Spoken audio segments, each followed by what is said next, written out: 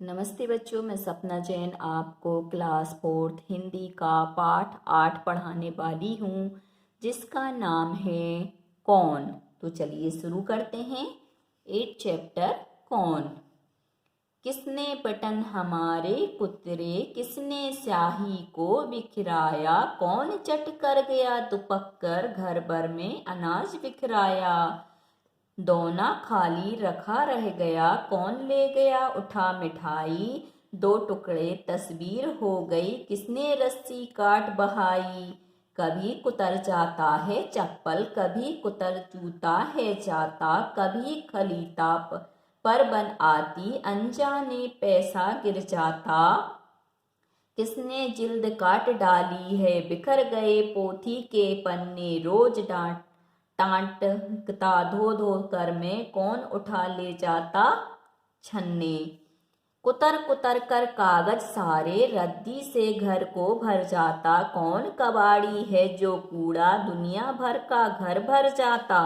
कौन रात भर गड़बड़ करता, हमें नहीं देता है सोने, खुर खुर करता इधर उधर है, ढूंढा करता छिप छिप कोने, रोज रात भर जगता रहता, खुर खुर इधर उधर है धाता।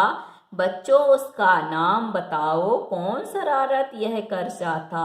इस कविता को लिखने वाले हैं सोहनलाल द्विवेदी जी। इस कविता में चूहे के बारे में बताया गया है, क्योंकि जब हम कविता पढ़ते हैं तो ये सारी हरकतें कौन करता है, चूहा करता है। तो इसी के अर्थ को देखिए, कौन किसने बटन हमारे कुतरे, मतलब जो साइड के बटन हैं, कुर्ते के बटन हैं, वो किसने कुतरे हैं, मतलब टुकड़े टुकड़े कर दिए हैं। और किसने क्या स्याही को बिखराया, मतलब पेन में जो स्याही है उसको किसने गिराया है। कौन चट कर गया तो पक कर घर भर में अनाज बिखराया, मतलब किसने इतना सारा अनाज खाया है और बिखराया है। और यहाँ पर क्या है, मिठाई का जो दोना है वह खाली रखा हुआ है, तो मिठाई कौन उठा कर ले गया। और यहाँ पर जो तस्वीर है उसके दो टुकड़े किसने कर दिए, और किसने रस्सी को काट कर टुकड़े टुकड़े करके यहाँ पर बिखरा दिया है। कभी ये क्या करता, हमारी चप्पल को कुतरता है, तो कभी जूते कुतर देता है, तो कभी खलीता पर बन आती, अनजाने पैसा गिर जाता। और कभी कभी तो क्या है, ये आता है और हमारे जो पैसे रखे रहते हैं उनको भी गिरा जाता है। और किसने, जिल्द का मतलब होता है पनी, तो पनी को किसने काट डाला है। और पोथी के जो पन्ने हैं उनको किसने बिखेर दिया है कुतर कुतर कर। रोज टांगता धो धो कर में, कौन उठा ले जाता छन्ने में, अपने छन्नों को रोज धो धो करके टांगता, कौन उठा उठा करके ले जाता और कुतर कुतर के फेंक देता है। और कौन हमारे जो कागज है उनको कुतर कुतर कर पूरे घर में उसके टुकड़ों को भर जाता है। और कौन कबाड़ी जैसा कूड़ा हमारे घर में रोज भर देता है, ऐसा लगता है दुनिया भर का जो कबाड़ियों का कचरा होता है वह हमारे घर में भर जाता है। और कौन है ना, रात में आकर के गड़बड़ करता है और हमें सोने भी नहीं देता, क्योंकि वो खुर खुर की आवाज करता, कभी इधर भागता कभी इधर भागता, इस कोने में छुपता उस कोने में छुपता, इससे हमारी नींद खराब हो जाती है। और रोज रात भर ऐसा लगता है ये लोग क्या करते रहते, जगते रहते हैं। और खुर खुर करते, कभी इधर भागते हैं, धाता मतलब यहाँ भागता है वहां भागता है। बच्चों अब उसका नाम बताओ कि ऐसी शरारत करने वाला कौन है। तो ऐसी शरारत करने वाला कौन है, चूहा है। अब इसी की यदि हमें व्याख्या लिखनी है तो हम सबसे पहले प्रसंग को लिखेंगे। हम पंक्तियां लेंगे, किसने बटन हमारे कुतरे से लेकर, किसने जिल्द काट डाली, कौन उठा ले जाता छन्ने, यहाँ से लेकर यहाँ तक लेते हैं। इसका प्रसंग हो जाएगा। प्रस्तुत पंक्तियां हमारी पठित पाठ्य पुस्तक रिमझिम भाग 4 से ली गई हैं और इस कविता का शीर्षक है कौन। और इसके जो कवि हैं वह हैं सोहनलाल द्विवेदी जी। इस कविता में कौन से प्रश्न किए गए हैं कि कौन ने ये काम किए हैं।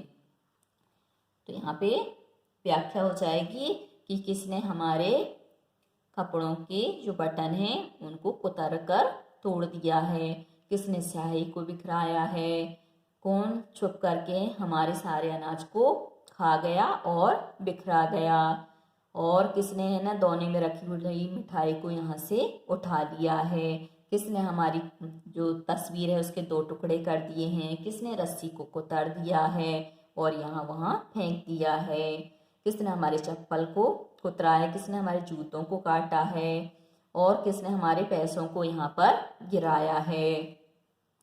और किसने हमारे यहाँ पर जो पन्नी रखी थी उसको काट दिया है। और हमारे पोथी के जो पन्ने हैं उनको किसने बिखेर दिया है। और मैं रोज छन्नों को धोकर टांगता हूँ, तो उन छन्नों को रोज कौन काट कर और उठाकर ले जाता है। अब अगली पंक्तियां हम लेंगे। कुतर कुतर कर कागज सारे से लेकर कौन शरारत यह कर जाता। तो इसकी व्याख्या हो जाएगी कि कौन कागजों को कुतर कुतर के इधर उधर फेंकता है। कौन हमारे घर को क्या है रद्दी बना कर रखा है, मतलब पूरे घर में कचरा ही कचरा कर देता है। और कौन कबाड़ी जैसे कूड़ा दुनिया भर का लाकर हमारे घर में बिखेर देता है। और कौन रात भर गड़बड़ करता है और हमें सोने भी नहीं देता है। और खुर खुर करके कभी इधर भागता है, कभी उधर भागता है, कभी इस कोने में छुपता है, कभी उस कोने में छुपता है। और रोज रात भर क्या है ऐसा लगता है मानो ये जगता रहता है और खुर खुर करके इधर उधर घूमता रहता है। बच्चों जरा उसका नाम तो बताओ कि ये शरारत करने वाला कौन है। ये हो गई आपकी व्याख्या। अब आते हैं हम अभ्यास प्रश्न पर। अब है कविता से। कविता पढ़कर बताओ कि यह शरारती जीव घर में कहाँ कहाँ गया। तो यह शरारती जीव घर में हर जगह गया, जैसे कपड़ों व पुस्तकों की अलमारी में, रसोई घर में, दीवार पर, जूते रखने की जगह पर और प्रत्येक कोने कोने में गया। अगला है किस तरह की चीजों का सबसे ज्यादा नुकसान हुआ। तो घर में अनाज, किताबों, चप्पल, जूतों आदि चीजों को बहुत ज्यादा नुकसान हुआ।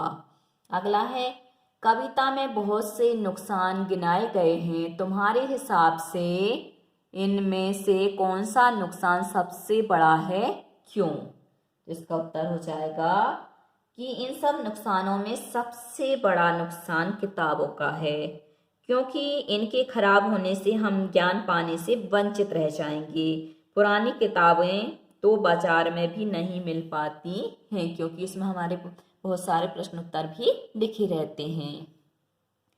इस कविता में किसकी शैतानियों की बात कही गई है, तुमने कैसे अनुमान लगाया। तो इस कविता में चूहे की शरारतों की बात कही गई है, क्योंकि चूहा ही कपड़ा, रस्सी, किताबें, पन्नी आदि कुतरता है, रात भर घर में खुरखुर की आवाज करता है। अब एक कभी कुतर जाता है चप्पल। शरारती जीव ने बहुत सारी चीजों को कुतरा, बिखराया और काटा। अब तुम बताओ कि किन किन चीजों को कुतरा जा सकता है, बिखराया जा सकता है, काटा जा सकता है। तो कुतरा जा सकता है कपड़ा, कागज, हल्का प्लास्टिक, चमड़े से बनी चीजें। बिखराया जा सकता है अनाज, चीनी, नमक, दूध। काटा जा सकता है रस्सी, कपड़ा, तार, कबाड़। अगला है कबाड़ का हिसाब। कबाड़ी क्या क्या सामान खरीदते हैं। तो कबाड़ी पुराने अखबार, कॉपियाँ, किताबें, लोहा, प्लास्टिक इत्यादि चीजें खरीदते हैं। तुम्हारे घर के सामान ले जाकर कबाड़ी उसका क्या करते हैं। कबाड़ी घरों से सामान ले जाकर फैक्ट्रियों में बेच देते हैं, वहां इन्हें रिसाइकिल करके फिर से चीजें बनाई जाती हैं। पता करो कि पुराना अखबार या रद्दी किस भाव से बिकते हैं। पुराना अखबार 10 रुपये किलो और रद्दी 7 रुपये किलो के हिसाब से बिकती है। अगर कबाड़ी तुम्हारे घर का कबाड़ ना खरीदे तो क्या होगा? अगर कबाड़ी हमारे घर का कबाड़ ना खरीदे तो हमारा घर कबाड़ से भर जाएगा या उसे इधर उधर फेंकना पड़ेगा। अगला प्रश्न है घुसपैठ। तुम्हारे घर में भी यदि यह शरारती जीव है या उसकी फौज घुस गई है तो पता करो कि उससे कैसे निपटा जाता है।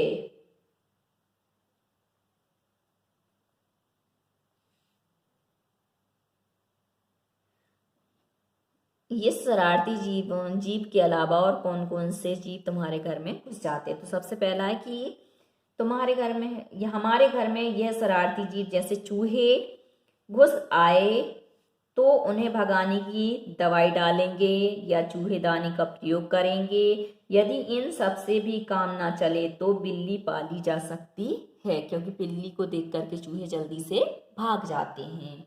अगला है कि इस शरारती जीव के अलावा और कौन कौन से जीव तुम्हारे घर में घुस जाते हैं? तो हमारे घर में कौन कौन घुस जाता है?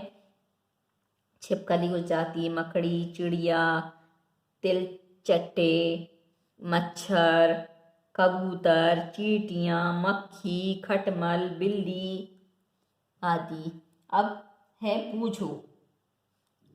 नीचे लिखी कविता की पंक्तियां पढ़ो। जिन शब्दों की नीचे रेखा खींची है उनका अर्थ आपस में चर्चा करके बताओ। कभी खलीता पर बन आती, अनजाने पैसा गिर जाता। तो यहाँ पे खलीता का मतलब है थैली।